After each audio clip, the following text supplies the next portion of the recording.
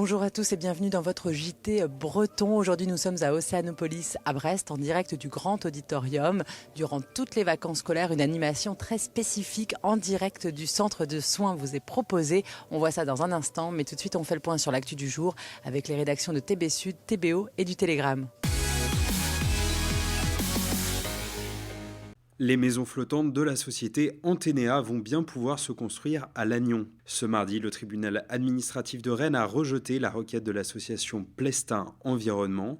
Elle demandait la suspension du permis de construire de l'usine qui, selon elle, ne respectait pas la loi littorale. Les travaux vont donc se poursuivre sur les bords du Léguerre pour une livraison prévue en juillet 2020. Urgence sur la dune de Léan à l'Échiagat. Avec les récentes tempêtes, le cordon a reculé de façon significative et des travaux ont dû être entrepris au plus vite ce lundi. Une centaine de résidences sont situées dans cette zone où le risque de submersion est élevé.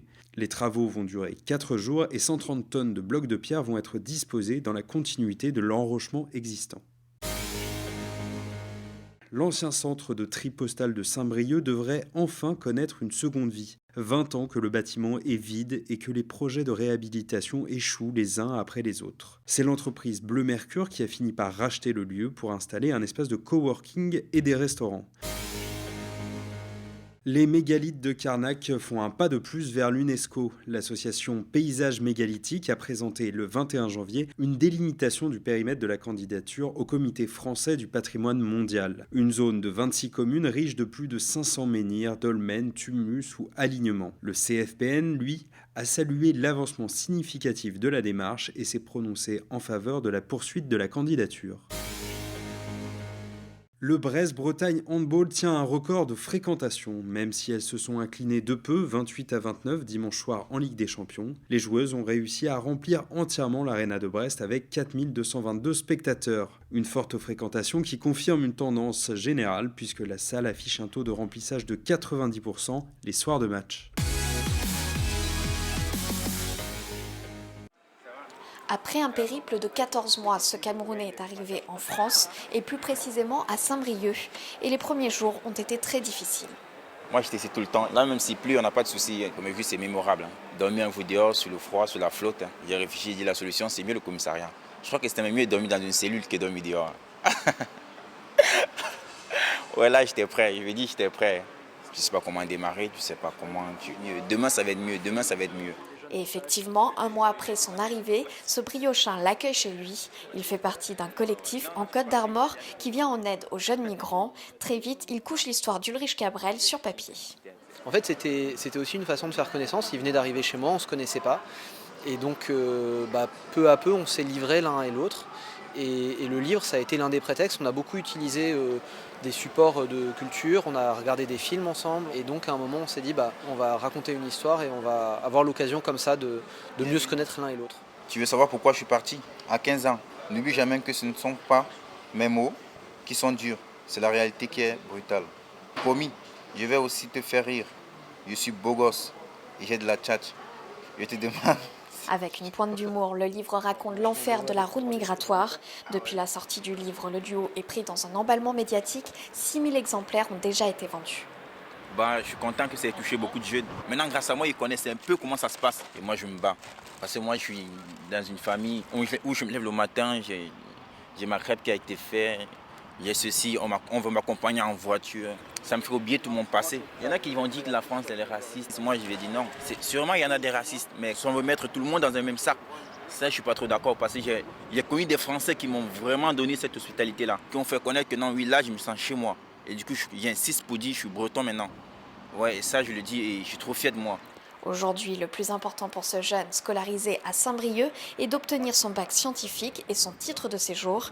Il prévoit de continuer ses études dans la finance, le marketing ou encore l'aéronautique. Je la jette délicatement dedans. La pose d'une pièce d'or sous le mât, c'est une tradition à laquelle le Bel Espoir n'échappera pas. Le navire emblématique de l'association du Père Jaouen vient de commencer une étape importante dans sa reconstruction. On est en train de remater le Bel Espoir, on a donc changé la coque du bateau, parce que l'autre, je ne sais pas si vous l'avez vu à côté, il était un peu vieux.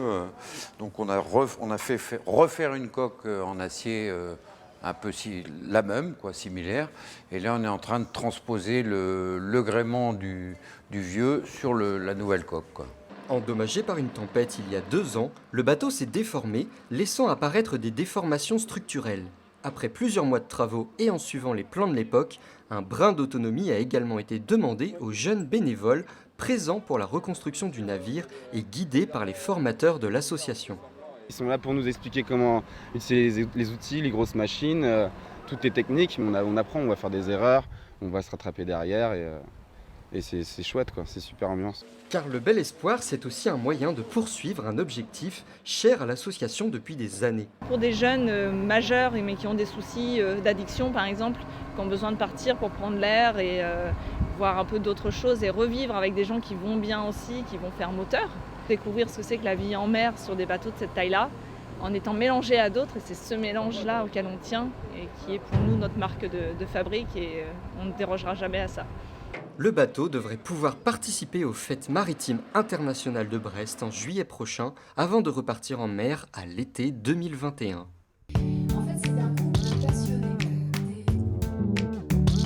J'ai appris qu'il fallait pas les toucher parce que c'était dangereux et qu'il fallait tout de suite appeler Océanopolis. C'est intéressant, on peut savoir d'où il vient, c'est la température, ce qu'il mange, sa longueur et tout. Alors, sur les phoques qui ont été soignés dans notre clinique, il y a quand même 95,5% qui sont des phoques gris. C'est quand même l'espèce emblématique de la Bretagne. Alors voilà, comme on vient de l'entendre et comme on vient de le voir, c'est carton plein pour l'animation découverte des coulisses des soigneurs à Océanopolis. Bonjour Nathalie. Bonjour. Alors c'est vous qui animez ces animations qui font fureur pendant les vacances scolaires. Ça plaît beaucoup, c'est vraiment carton plein tous les jours?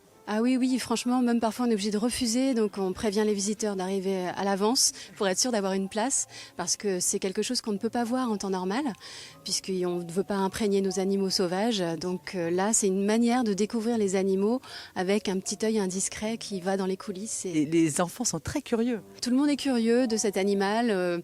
Il est emblématique de la Bretagne, mais on n'a pas forcément croisé un phoque quand on va au bord de la mer. Donc là, c'est un moment d'échange pour connaître un peu mieux cet animal, qui est parfois un peu mystérieux en fait. Merci Nathalie, et puis nous, on file rejoindre Lionel côté coulisses. Et voilà, nous sommes passés de l'autre côté de l'écran, dans les coulisses avec Alexiane. Bonjour. Bonjour. Donc vous êtes soigneur, c'est vous qui intervenez dans ce duplex animation pendant les vacances scolaires. Des questions pas toujours simples, Alexiane. Non, c'est vrai qu'on a un petit peu de tout. Des fois, c'est vrai que c'est plus facile, des fois un peu plus pointu. L'avantage aussi de ce métier, c'est qu'on en apprend un peu tous les jours. Donc, mine de rien, c'est vrai que les visiteurs peuvent nous poser des questions que même nous, on ne sait pas. Donc, on va aller se renseigner après et on va apprendre aussi des choses en plus. Et comme ça, pour les prochaines fois, on en sait encore plus, toujours plus. J'imagine que c'est un métier de passion. Alexiane, vous avez toujours su que vous vouliez travailler avec les animaux ? Oui, toujours. Alors c'est vrai que c'était un rêve depuis toute petite. C'est vrai que c'est aussi un métier où on se dit, c'est juste un rêve en fait. Voilà, est-ce que ça existe vraiment ? Oui, en fait, voilà, je fais vraiment un métier passion et je sais que j'ai une chance énorme justement de faire ça. Vous ne vous attachez pas aux phoques pendant l'hiver ? Est-ce que c'est parfois difficile de les relâcher ? Alors non, c'est vrai que on a vraiment en tête que ces animaux-là, ils vont être relâchés. Et au contraire, c'est vraiment super. Et c'est vraiment le côté en plus du métier qu'on a que j'apprécie parce qu'on fait quelque chose un peu pour la nature. C'est des animaux qui seraient peut-être morts si on n'était pas intervenu. Merci beaucoup Alexiane pour ces infos. Et puis bonne journée.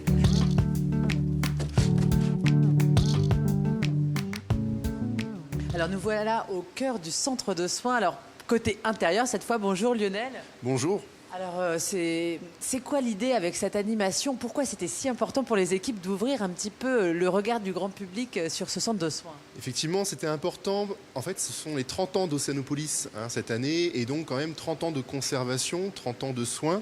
Et donc il était vraiment temps d'en parler, de montrer au grand public notre engagement pour la préservation de la ressource. Et donc voilà, c'était un lieu finalement qui est difficile d'accès, on ne peut pas l'ouvrir au grand public. Et bien c'était finalement la façon de l'emmener dans l'auditorium pour présenter nos activités de soins. C'est une animation qui est compliquée à mettre en place ici ? Alors c'est vrai que c'est une vraie logistique, hein. Il y a 3 équipes qui sont associées derrière cette animation. Il y a évidemment les soigneurs mammifères marins d'Océanopolis, mais il y a également l'équipe audiovisuelle et l'équipe médiation. Donc finalement, on mobilise énormément de compétences ici en interne pour pouvoir développer ce genre d'animation. Mais c'est là tout l'intérêt d'Océanopolis. Eh bien, merci beaucoup Lionel pour la visite et puis bon vent à vous et vos équipes. Et nous, on se retrouve très bientôt pour un prochain JT.